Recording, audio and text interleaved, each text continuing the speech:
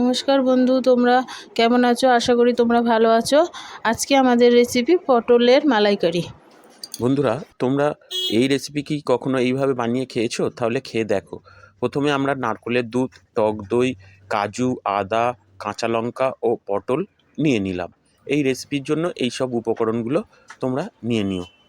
বন্ধুরা, এই রেসিপির জন্য আমরা দেখো লম্বা লম্বা দেখে পটল নিয়ে নিলাম। পটলগুলো নিয়ে ভালো করে ছাল ছাড়িয়ে নেব। নেওয়ার পরে উল্টো দিকে পটলগুলো দুদিকে অল্প অল্প করে একটু চিড়ে দেব বা হালকা করে কেটে দেব, তাহলে এর মধ্যে সব রকম টেস্ট ঢুকে যাবে। এবার বন্ধু, কড়া তেল বসিয়ে তেল গরম হলে পটলগুলো একে একে দিয়ে দেবো। দিয়ে ভালো করে উল্টে পাল্টে লাল লাল করে ভেজে নেব। বন্ধুরা, তোমরা খেয়াল রেখো, পটল কিন্তু প্রচণ্ড ফাটে, ওই জন্য তোমরা একটু দূর দূর থেকেই পটলগুলো ভেজে নিও। পটলগুলো ভালো করে ভাজা হয়ে গেলে তোমরা একে একে সবগুলো পটল লাল লাল করে ভেজে তুলে নিও। বন্ধু, আমরা এবারে একটা মশলা তৈরি করে নেব।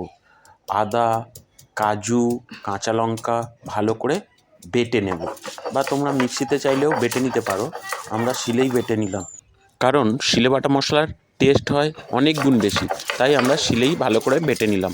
বন্ধুরা, তোমরাও পারলে একবার শিলে বাটা মশলার যে কোনো রেসিপি খেয়ে দেখো, তার টেস্ট কত গুণ বেড়ে যায়।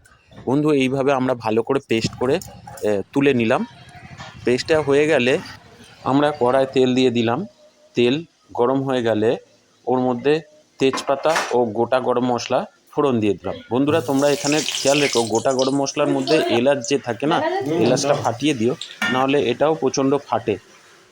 বন্ধুরা, আমরা আগে থেকে যে কাজু, আদা ও কাঁচা লঙ্কা যে বাটাটা নিয়েছিলাম না, সেই বাটাটা এর মধ্যে এবার ভালোভাবে দিয়ে কষতে থাকবো। বন্ধুরা দেখো, এই দিয়ে দিলাম। দিয়ে এইবার এইভাবে বেশ কিছুক্ষণ কষে নেব, এই 15-30 সেকেন্ড মতন। এইভাবে 20-30 সেকেন্ড কষার পর ভালোভাবে একটু ভেজে ভেজে নিয়ে ওপর পাশ দিয়ে যখন দেখবে একটু তেল তেল ভাব চলে আসছে বা তেল ছেড়ে যাচ্ছে, তখন ভাববে যে মশলাটা রেডি হয়ে গেছে বা রেডি হয়ে গেছে। বন্ধুরা দেখো, তোমরাও এইভাবে এই রেসিপি বানিয়ে দেখো, কেমন খেতে লাগে আমাদেরকে কমেন্ট করে অবশ্যই জানাও।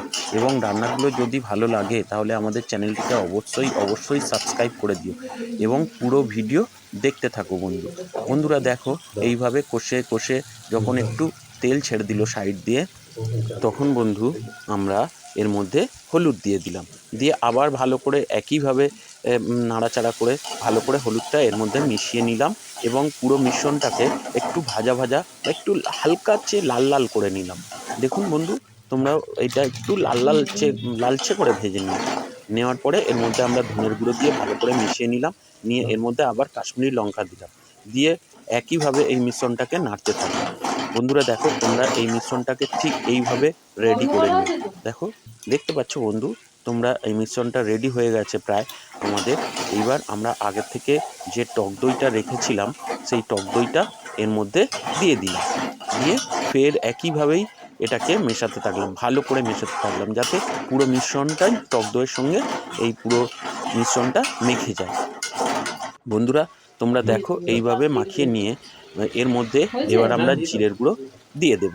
আমরা এই 2 চামচের একটু বেশি জিরের গুঁড়ো দিলাম, ছোট্ট মিনি চা চামচের দিয়ে ভালো করে এটাকে পেস্ট করে মাখিয়ে নিলাম।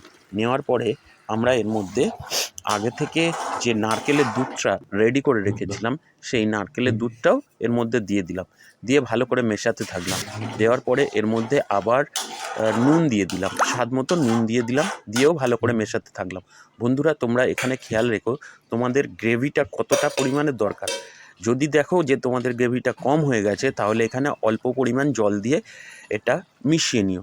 নেওয়ার পরে নুনটা স্বাদ মতন দিয়ে দিও এবং এখানে নুনটা টেস্টও করে নিও।